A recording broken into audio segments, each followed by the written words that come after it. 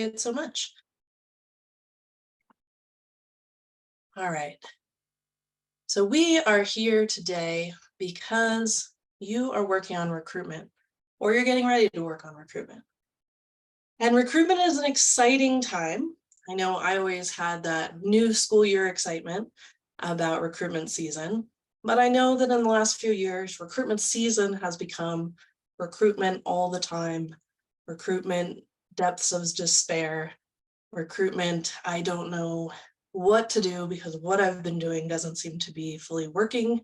And there's a lot of anxiety about it, and there's a lot of challenges because this is the most challenging recruitment time that I personally have witnessed. And I've been involved with national service in some way for about 15 years. So, what we're hearing from programs across the country is that it is very challenging. And they're needing to take a fresh look at what recruitment looks like in their program. So before we go any further in talking about the best practices or strategy or any of that, I just want to pause and say, it's not you. You are working really hard. You are doing your best. This is really challenging. And it's not because you don't care enough. It's not because you're not doing the work. It's not because you're lazy. If you are out there in this world doing recruitment for AmeriCorps right now, I see you and I know how challenging this is. And it's not you. And try your hardest not to take it personally when you're faced with lower recruitment numbers than you may have had in the past. Or if you're brand new, that can be hard too, because you're just starting and you're like, yeah, can't wait to do this. And then it turns out to be really hard. And that doesn't mean that it's your fault or that you're not doing it. It just means that it is really challenging. So just know we see you. We run recruitment support groups for this very reason. And we know that everyone who does this work, and especially if you turned out optionally on this workshop, it means that you are trying and you really care. And that is not the problem. So what we want to cover today is really talking about how do you communicate that value proposition of AmeriCorps. So we're going to break this up into two pieces. What is a value proposition? What are we talking about? How do we identify what the benefits of service are for your specific program and how to communicate those benefits? So it's first understanding your value proposition. And then it's how do you take that understanding and turn it into a communication strategy in your recruitment strategy. So part of the value proposition is basically, why do people join your program? What is the benefit that they perceive from your program? Do members who serve go through some sort of transformation from before they join your program to after they join your program? How much value does that have for people, for these benefits that they receive? And later, we're going to break it down into tangible benefits. You can think about the living allowance, the education award. Maybe you have specific training that you provide. Maybe they even get certified in a particular skill set. Certainly very specific work experience, in a school setting, for example. So tangible benefits, and then also the intangible benefits. What we find is when we talk to AmeriCorps members, we see that they lead with those intangible benefits. When they're talking about, why did I serve? What was the amazing AmeriCorps experience that I had? They're going to talk about things like, I want to learn about my community and better serve in it. I want to support teenagers. I want to make my community a better place. And those are not things that are easily measured. These are the intangible benefits and the intangible motivations that people have when they serve. So we've got a template that we'll share in the resource sheet for this exact I Serve Because certificate. If you have members serving right now and you haven't already done this, this example is from the Adult Probation AmeriCorps Arizona program. And they do this with their members at one of their training events early on. And they get them to fill out, why they serve and take these amazing photos with their great logos. Make sure they have those on hand for the members. And then not only does it give the members a chance to reflect and connect with one another about why they're serving and strengthen that commitment by saying it out loud, which has actually been data, there's data-driven evidence to say that when you make a commitment out loud and you speak out why you're doing something, it makes you more committed to doing it. So it's a great thing to do with your members. And then if you get that photo release, that's a great opportunity to use for your recruitment marketing. So when you're thinking about why people serve, you want to get to know real people. Have to talk to real humans about who are the people who are finding out about your program and are interested in it. Where are they located? What motivates them? So I want to show you a motivation chart real quick.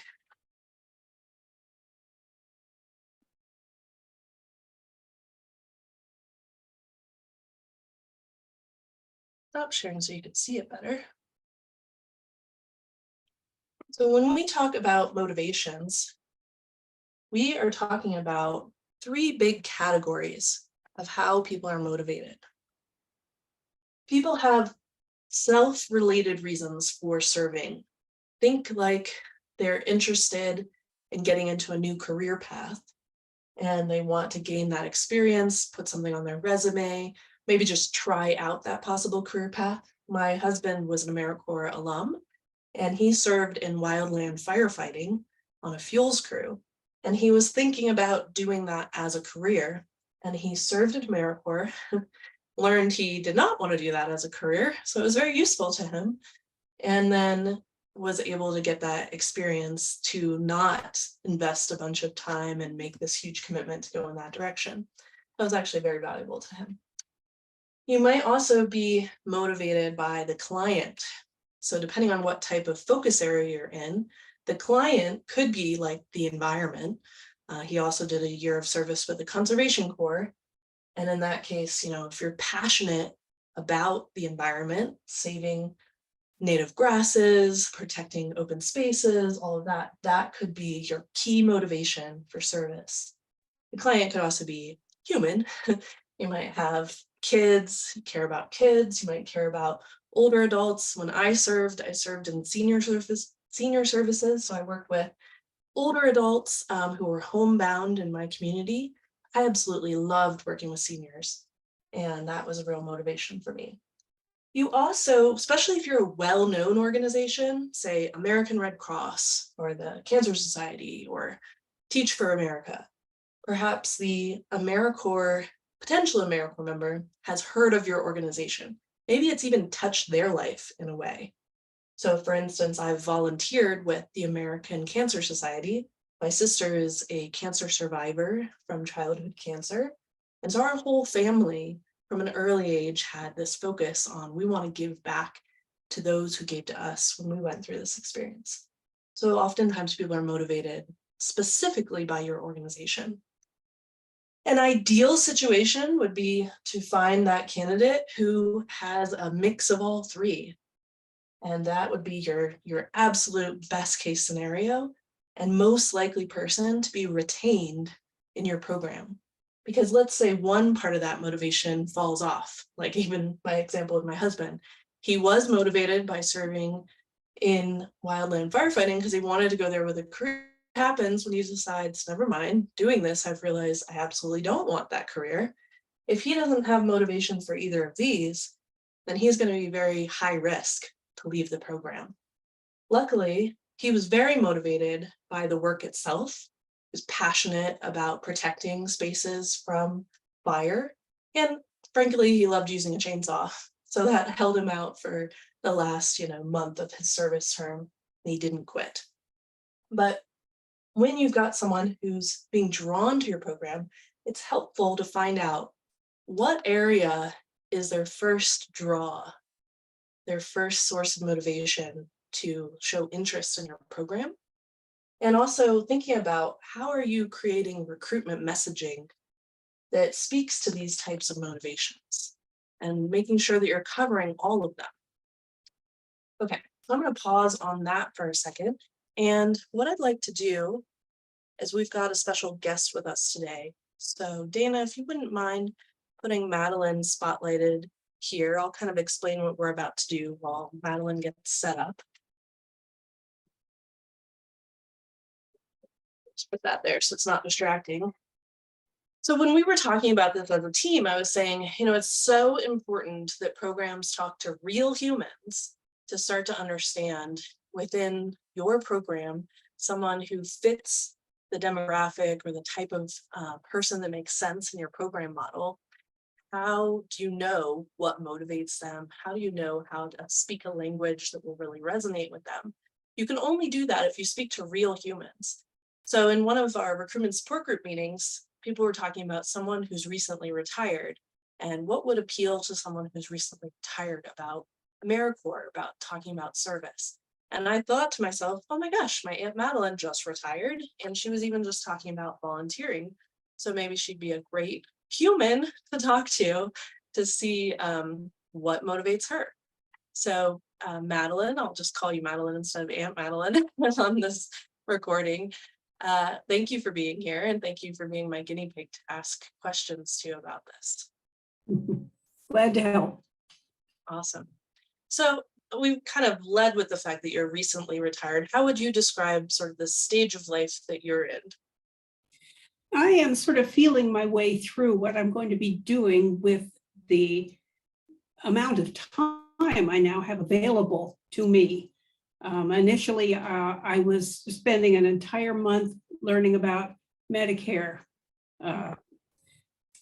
What do I need for Part D? What do I need for various and sundry aspects of Medicare?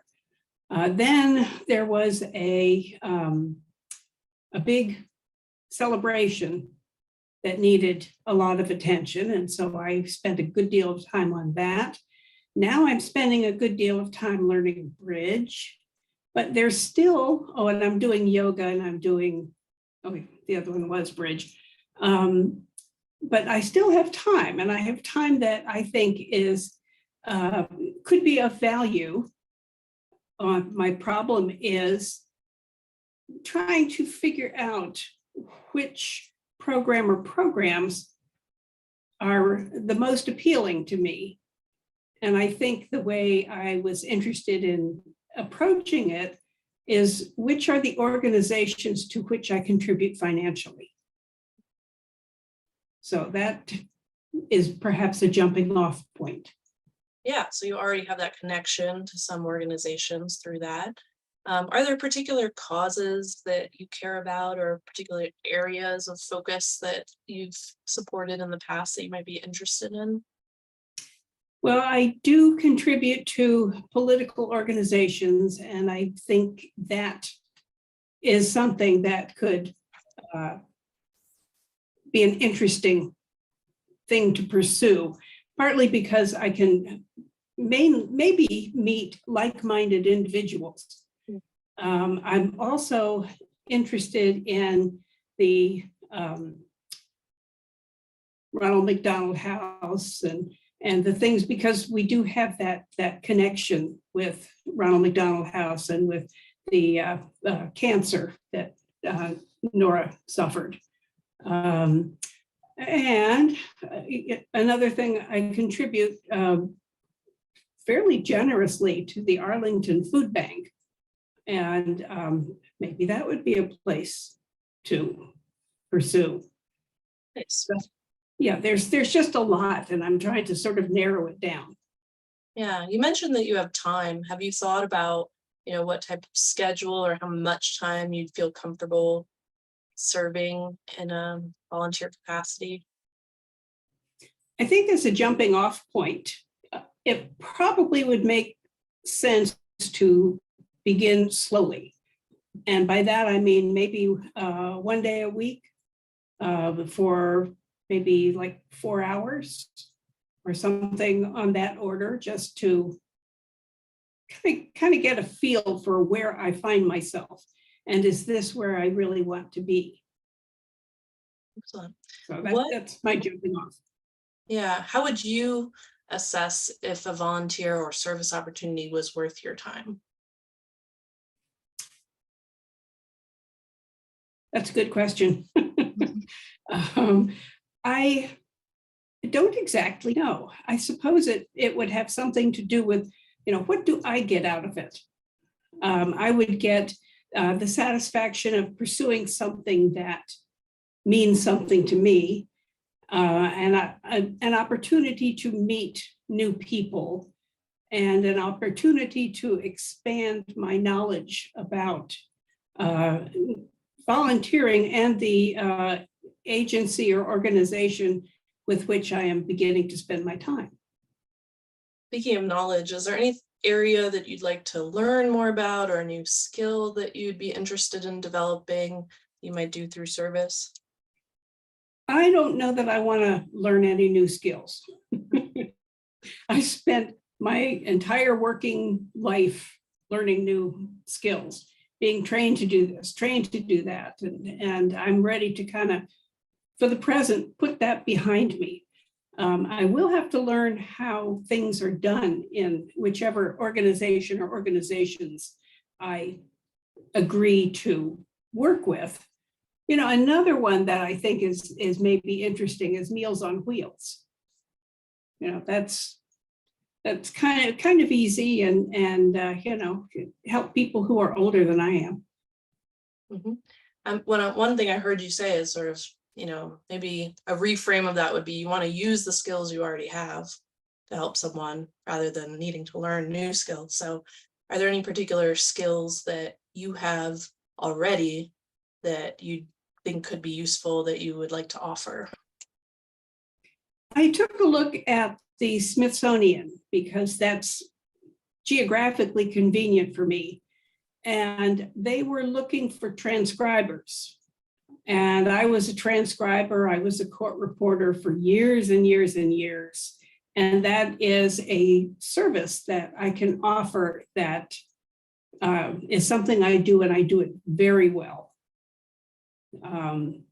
So that would be one thing. Typing, just generically speaking, I'm a whiz on the typing on the computer. Yeah, and I already knew this about you, so I didn't ask, but you live in the Washington, D.C. area in Northern Virginia. Yes. Close to D.C. So, right.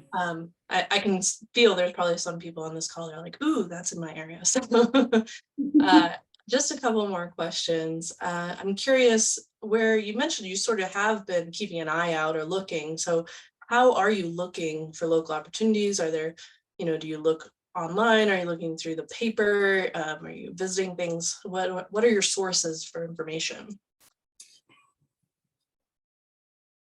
That's also kind of a good question. I guess I'm mostly looking online.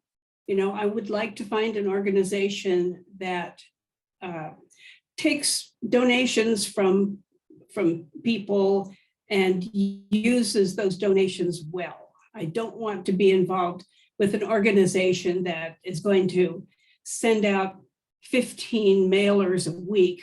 That to me, that's a waste of money. Let's use the funds for the purpose for which they were intended. And I ask a lot of people, where do you volunteer? Where do you work? So it's kind of just nosing around, I suppose. Well, and then, I know that you can work at Arlington Hospital, for instance, and you can work at Arlington County government, although, I don't want to do that. There are many, many options, and it's more at this point a matter of narrowing and focusing on a couple or two or three and trying them on for size. Cool. Okay, last question is, have you heard of AmeriCorps? And if so, what do you know about it? What I know about it, yes, I've heard of it. What I know about it is your association with it, your long-term association with it. But, other than that, I don't think I am particularly well-versed. And, perhaps this is something that I also need to look at. I don't know if AmeriCorps is, driving to earthquake regions, or if it is local, providing support for seniors, or, for schools. So that's something I will need to investigate. Awesome. Well, that was really, really helpful and insightful. Thank you so much for joining us on the call. I really appreciated it. And thanks again. Tell Chris thanks for staying out of your your way. Thank you. All right. Okay, great. Thanks, Dana. So I took notes during that. I'm gonna share what I took away from that. And if you do have things that you took away from it, feel free to put those in the chat box. So I wanted you to see a live demo of, what you could do. You could go, and maybe your intended audience is, seniors in high school who are about to graduate, or maybe you're looking at college students with a nursing program or criminal justice program. So obviously you would pick the audience that you think you're trying to recruit from, find someone in that audience and ask them a series of questions to start to understand how they would describe this. If you could do this at least to 3 people, I've found that once you get 5 people and above, you're sort of hearing a lot of the same things. So just 3 to 5 people in that demographic, and you'll quickly get some new insights that can help you with making adjustments to how you're talking about the value proposition of AmeriCorps in your program and how you might want to communicate that. So a couple of things I heard. First of all, talking about how as a newly retired person, Madeline's learning about Medicare. My brain went to, I wonder if there's workshops or information about learn about Medicare or learn about other benefits now that you're newly retired. And if that's your target audience, maybe you can go and ask if you can speak at the end or right before, or have your flyers out there at that type of workshop or gathering. So it's great to think about where are your intended audience already gathering, and how can you put your materials in front of them there so they don't need to go look for you. You're finding them where they already are. Same with playing bridge or having a yoga program. Looking at those existing locations that might have people who, for instance, have time during the middle of the day, and getting your materials in front of them. But then once you're talking about the value proposition, what are the benefits or how are you going to connect? A few things I heard was, I want to make my time of value. So I have time and it could be of value, was a phrase that Madeline said. So using that phrasing in your marketing of, do you suddenly have more time and you want to make sure to use that time in a valuable way, or put that time to use in a valuable way? Reframing that exact language in your marketing. Now, one of the challenges, of course, that came up for me is, okay, and I've heard this from actually a lot of people who are newly retired, they don't want to commit to something too big too soon. It's like, I just got out of a job.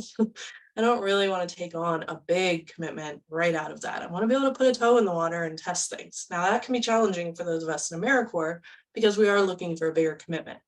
But if your organization allows for community volunteers to also help in your program, what about thinking of that onboarding strategy where maybe you engage people in a smaller way, that 1 hour, 1 day a week commitment, 2 to 4 hours.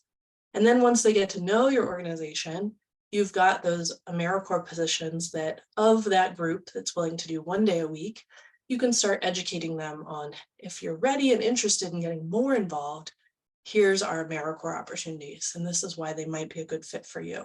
So do you have an onboarding ramp, if you will, from a smaller level of commitment up to your larger levels of commitment? And then thinking about how this person would assess whether this was worth their time, wanting to get out, wanting to meet new people, wanting to expand knowledge, I would take that language directly and put it into your marketing if you feel like your program offers that, which I think most AmeriCorps programs do. So using that exact language to appeal to someone who's looking for something they might want to do for service. And then I thought that was so insightful to think about, okay, this population specifically, someone who's just retired, not necessarily wanting to learn new skills. I mean, I know everyone's unique, so you might have some people in this demographic who do want to learn new skills, but talk to real humans. If most people are saying, and particularly at this time, a lot of people were forced to go on Zoom, forced to learn a lot of new skills in a short period of time in the workforce, and they might be feeling a bit burned out on that. Like right now, I do not want to have to learn a bunch of new software, a bunch of new things to have to do something new. I want to use the skills I already have. And how can I leverage those? So that could be a barrier to service or a fear that's maybe lying right under the surface where they see something about your program. Maybe they think that they're going to have to learn a bunch of new skills to be able to participate, and they could be opting out of that experience for that reason. Where to look? You heard looking online, also using their own network. Word of mouth. We know that universally for all programs and all demographics, people find out about our programs through word of mouth. So trying to get in front of people and empowering them to have the right information to share with their friends and neighbors. So you're always looking for influencers within any given demographic. How can you get people to talk about your program and have the correct information so that if someone does hear about the program, they know what action to take, where to go to. Make it easy, make it simple. Have business cards with a simple URL or a QR code or both, ideally, phone number. Have the information that can be easily spread and shared. And then that many people learn about AmeriCorps because they know someone who has done it, who have done it. That's great. As AmeriCorps becomes bigger and more popular, we're seeing that more and more where people say, well, I have a niece who did it. I have a friend who did it. I know someone who served in AmeriCorps. So the name AmeriCorps is getting out there. The challenge is that sometimes that comes with an assumption based on the first time they saw it. So many people, for example, learn about AmeriCorps through seeing disaster relief services. I mentioned it just in the opening while some people were joining that we're having flooding locally, and I bet there's AmeriCorps members out there helping with the flooding. So the most visible forms of AmeriCorps are often young people. They're often doing disaster relief work or maybe trail work. So if you're not that, sometimes you need to have extra communication, have clear visuals, have clear information in your marketing that explains that you are AmeriCorps, but you are open to all ages, or you are serving in your local community. You don't need to join and serve somewhere else. So we find that there's common misperceptions about AmeriCorps that it's important to communicate in your marketing to make sure that you're overcoming some of those things that could be a wrong assumption. The most common ones are that it's only for young people, that it's only for disaster relief, that they get conflated between Peace Corps and AmeriCorps, so they think you're deployed somewhere elsewhere. So those are all very common. And if your program is not in one of those, you want to make sure you're explaining that in your marketing materials. Okay, I'm going to pause. Dana, did you see anything come across that I need to pay attention to before we move into our next piece here? Not much, just some folks mentioning some great things that they took away from your interview with Madeline. Excellent. Okay, so I'm going to share with you a resource that will be your homework after this. So I want you to go and speak to real humans. As you're speaking to real humans, you want to be able to fill out the sketch sheet for your recruitment messaging. Try to start to understand what are their needs and desires. One thing we heard for a need was to meet new people, to have that social interaction was a need. Their fears and doubts, a doubt of, I don't want to learn new skills. That's an important one. Misconceptions and corrections. This is always about disaster relief, for example. And then, is there a transformation? Do you have a program promise? Is there something that your program sees that most AmeriCorps members who serve in your program, they do X? Maybe it's they gain confidence with public speaking and advocating for a specific group of people. Maybe they leave your program ready to enter the teaching workforce.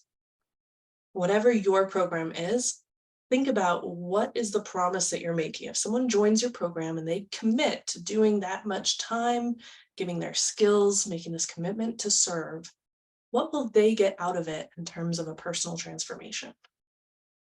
And then thinking also about those obstacles to join. We're gonna do a brainstorm on that in just a second. So you'll have this as your homework. This is gonna be on the resource sheet that we send out.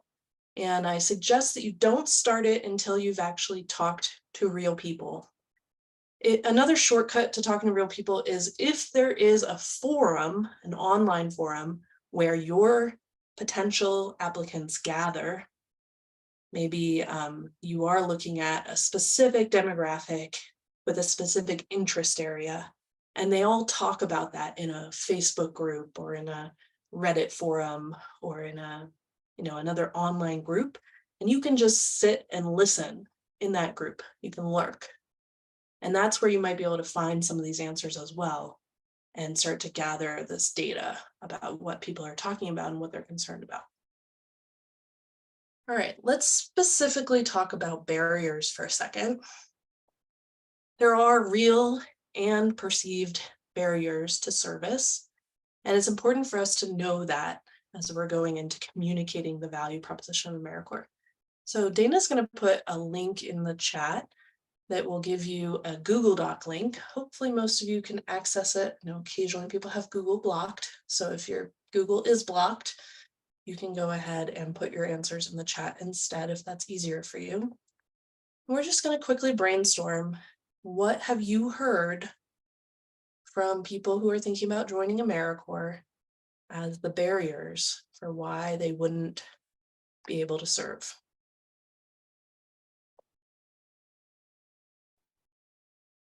Yeah, this is easy for a lot of you. I'm seeing we're going right to it.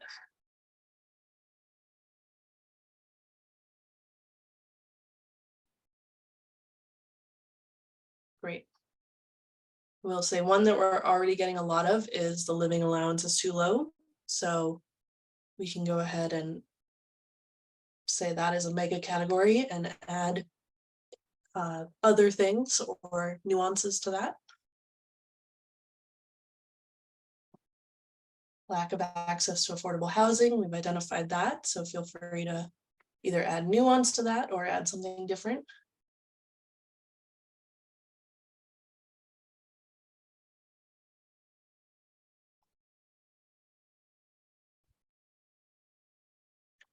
Oh, we're getting into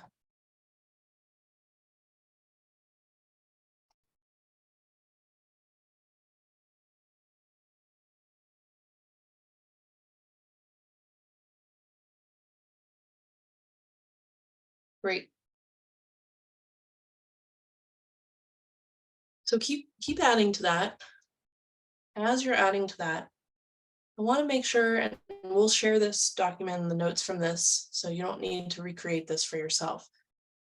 But when you're getting ready for your recruitment, both from your marketing and outreach, but then really especially when you're looking at those next steps of talking to potential applicants, you're out there and you're actually getting a chance to communicate with them about whether or not they're a good fit for your program, if they're going to be able to serve. I want you to have in your mind and write this down. So not just in your mind, but actually in writing, what are the top 3 to 5 barriers to service? And if you have a team, it would be great to go over this, have a meeting with your team, talk about what are those barriers, and then identify first, are there any ways you can mitigate? So you're probably not going to be able to fully remove those barriers. Is there any mitigation that you can do as a program or that your partner sites could help with, that your state commission could help with? Is there anything you can do that helps mitigate any of these barriers? So first, try to mitigate. And then second is, how do you respond to someone who brings up one of these barriers? So, for example, if it's the cost of living and the AmeriCorps living allowance, probably that's on everybody's list. So hopefully you can look at strategies to mitigate. I know some of the things that are happening right now is programs are working to increase the living allowance up to even to the federal maximum. Sometimes they're doing that by themselves by getting extra funding. Some of that is through working with partner sites if they have a host site match, to work with the host sites to increase their contribution to be able to increase that living allowance. If you're right in the middle of a cycle right now, you probably are not going to be able to do anything about living allowance until future program cycles. So you're just going to be gathering information for the future. The other thing would be, okay, if we're mitigating, could we look at any other costs of living that that member has? And are there ways we can help with any of those? So can we get them a free bus pass or transportation? Are we able to reimburse mileage? Are we able to make a partnership with the food bank where they get special access to certain types of meals or food from that? One thing I used to do was go to the food bank monthly and get a lot of fresh produce and vegetables and other things and bring them to our monthly meetings for the members. And it was fine. We had an agreement with the food bank that we could do that. So they didn't need to go and get the groceries. We could bring them and have them be able to pick them up at their regular monthly meeting. So how can you be mitigating by either reducing their expenses by trying to tackle some of those other expenses that you could help with, usually through a partnership with another nonprofit, or how can you address it directly by trying to increase that living allowance? This is a really hard one. I'm not saying this is easy, and I definitely welcome any hive mind in the chat of other strategies to deal with that. But then also, how do you talk about it? So everyone knows this is going to be a challenge. So you want to prepare your talking points ahead of time for you and anyone else who's talking to potential applicants, because you don't want to gloss over it. You don't want to ignore it. You don't want to lie and say it's easy and that they're going to be fine with it. So how do you prepare your talking points, and then perhaps an information sheet, or you have frequently asked questions where you can say, this is a common challenge that people face who are serving in AmeriCorps. Maybe you're talking to your current members about how are they dealing with it? How do they get through? What are their strategies? Maybe you're talking about how you provide training during orientation and within the first 3 months of service, where you're going to give them budgeting training. You're going to give them training on how to access additional services. You're going to help them with getting access to benefits that they qualify for. So you want to have that thought through, have those talking points ready so you're ready to address it. And you should definitely have those resources both at the ready for conversations, but also accessible like through your website on a frequently asked questions page. Okay, we've got a great list here. We'll be sharing that in the notes. So I just brought up one, but you're going to want to know what are your 3 to 5 top barriers, and do that same exercise for all of them. How do we mitigate? And then how do we address this when we're talking to people about a very legitimate concern that they have of these barriers? And sometimes that conversation is going to be, okay, this is your concern. This is how people address this. But the person might come back and say, that's not possible for me. I don't have access to that. And maybe it is that this isn't going to be a good fit because it's too large of a barrier. And then hopefully you're making a warm introduction to another opportunity that maybe is more accessible to them, and which could include just a community volunteer opportunity that's a small commitment that wouldn't interfere with their ability to get higher paid work. Dana, anything I need to know before I jump ahead? There's just been some great tip sharing in the chat. So make sure folks, you read those things and, get the knowledge sharing of the group. Great, and we will save the chat as well. Okay, so once you've done this pre-work, you'll do your homework of the sketch sheet. Then you're gonna really put it all together. You're gonna understand what's your program model, and therefore who are you targeting as a good fit? What's your target member? You might have a couple, so maybe your program's a great fit for people who are recently retired, as well as maybe parents who took time off and are looking to make a transition back into the workforce. But understanding who does it make sense for to be able to participate in our program and get the greatest benefit out of it. And how do we talk about what they're looking for, what they need, and then figure out where are these people hanging out and where do they look for information? Are they reading certain blogs, listening to certain podcasts, attending sessions at the library? Whatever it is, finding where they already are and trying to get that message in front of them where they already are. And then how do I want them to engage with me? So this is where we often run into another common challenge and mistake of recruitment messaging. A lot of times what happens is we get in front of someone, maybe they read our flyer, or we're speaking at a tabling event for a service day. And what we're asking them to do is to apply to our program. That is a big jump. That is a big, big jump to say, you just learned what we do. You just became aware of our program. Now we want you to fill out, especially if you're asking them to fill out the federal application. We want you to apply and fill out this very long application that's very intimidating, that wants a blood sample and everything else from you. Most people are going to be put off by that. Even if they're really interested, genuinely interested in your program, it can be a big leap to make. So instead, you're going to think if someone's just becoming aware, my visual here.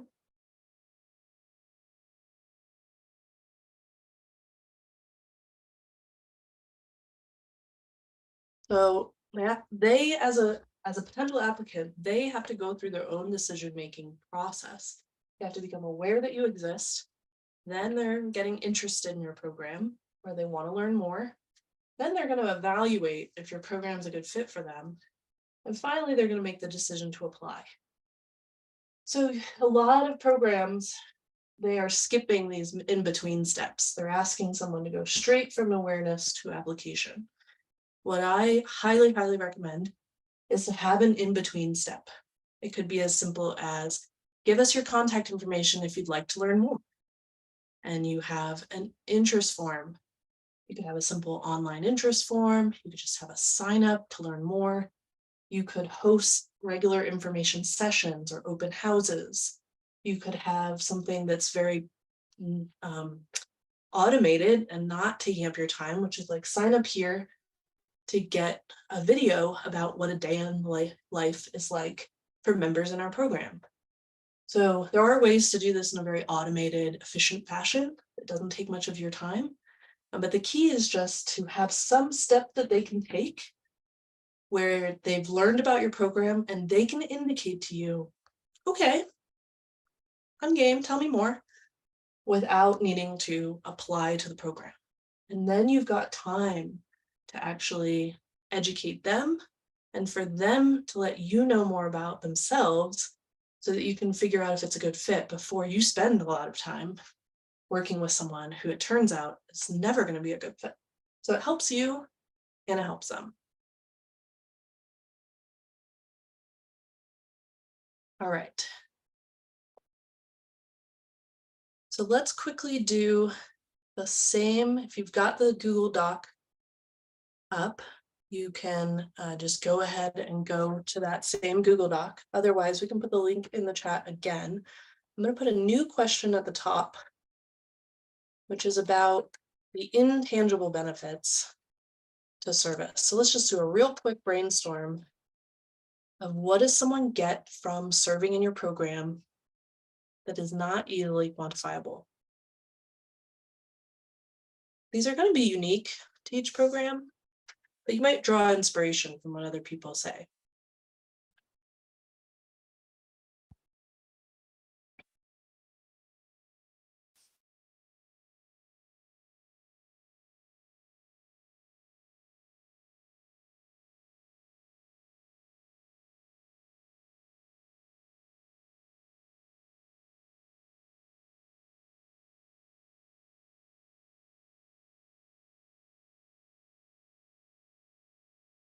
See a lot of ones that start with experience.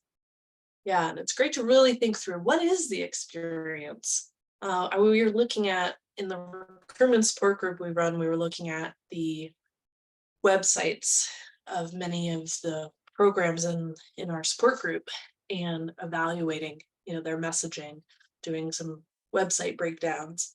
And one group had actually had on their website the phrasing of what is the experience of serving in this program. And people could click, and then it gave them a day in the life. They also had a short video. It's like, oh my gosh, so great in terms of communicating the value proposition and having the language be language that's really aimed at your reader, aimed at someone who's just wants to know. They've got that, okay, I'll hear more, but they want to dive in deeper and they want to get that knowledge. And it's phrasing it in a way that's about them. What is in it for them? Just like Madeline said, I want to know what's in it for me. What's my experience going to be like? And what kind of transformation can I anticipate? Great. We've also got a lot of things about purpose, belonging, community, making a difference. And it's great as you work on this, if you've got a team or if you're talking to your current members, try to really put that into a whole sentence of different ways of phrasing. What does that look like? Because it will look a little different to different people. But maybe everyone agrees that it makes them feel connected to community, but it's helpful to know the different ways people phrase that so that you can have different language on your marketing materials, because one way of phrasing that might resonate with some people more than others. It's great to have multiple ways of saying the same general thing with intangible benefit. Okay, we will definitely share these notes with you so that you can incorporate this into your messaging.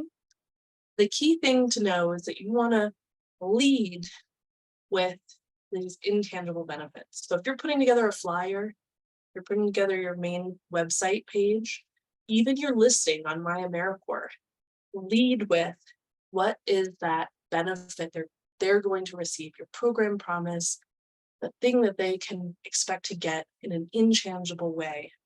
Lead with that. That's what's going to draw someone in. They're going to feel inspired by that. They're going to connect with that. That's where you really find the people who share the same desire you do. And then below that is where you can get into the tangible benefits, talking about the living allowance, the education award. As we've all very clearly said, the living allowance is not why someone joins AmeriCorps. The living allowance is often the barrier to why people join service. So you don't want to lead with that. You want to be leading with the intangible benefits that are really what's drawing someone towards your program.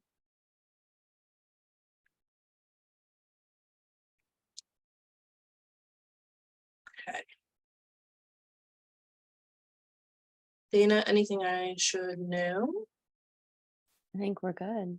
And are you ready for when I'm done with this last part to do our exciting giveaway?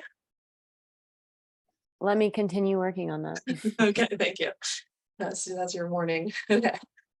So this is what I was just saying. When you're looking at your recruitment copy, you're going to start with that intangible benefit and try to connect it directly to the interviews you did or the research you did on what people want, what they need, what their desire is.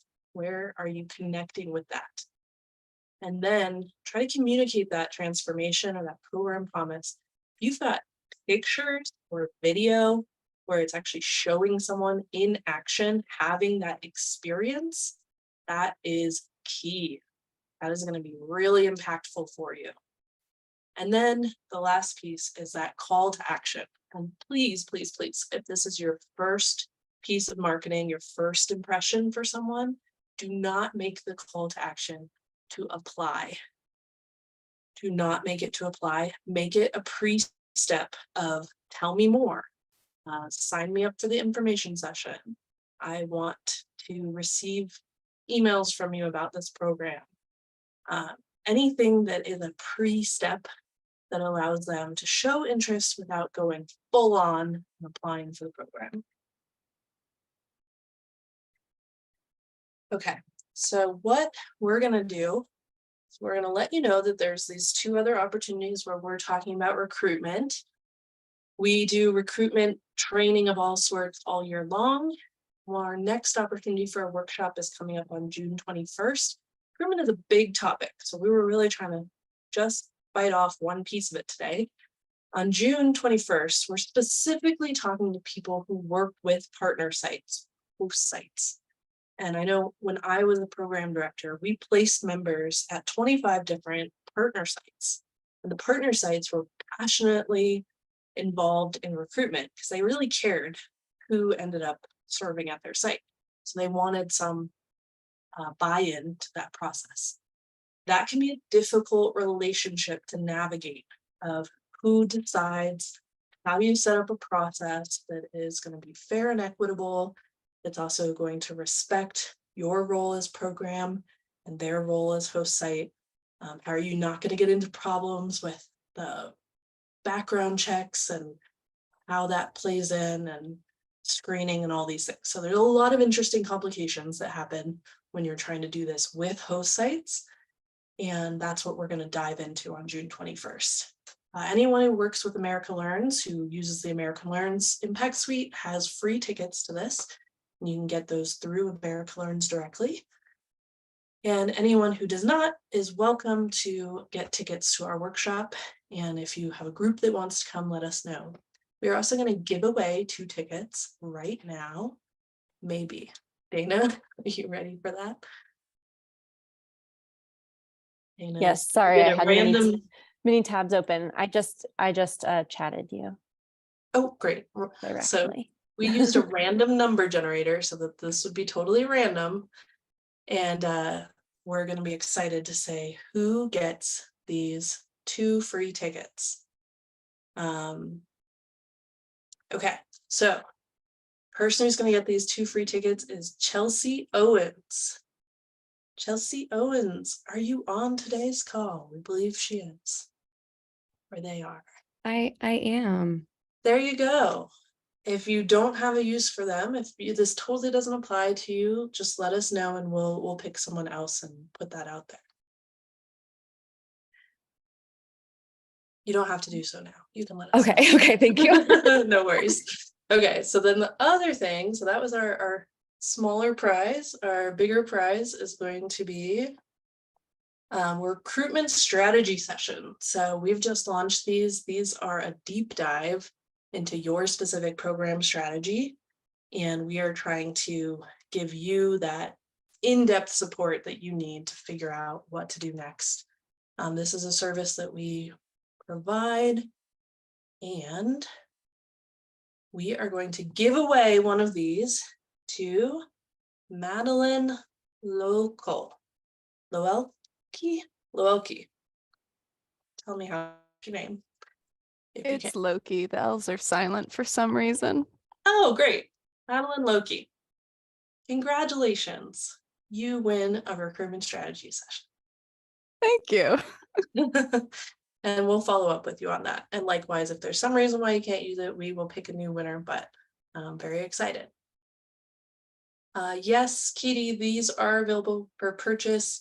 You can use that QR code to see more about that.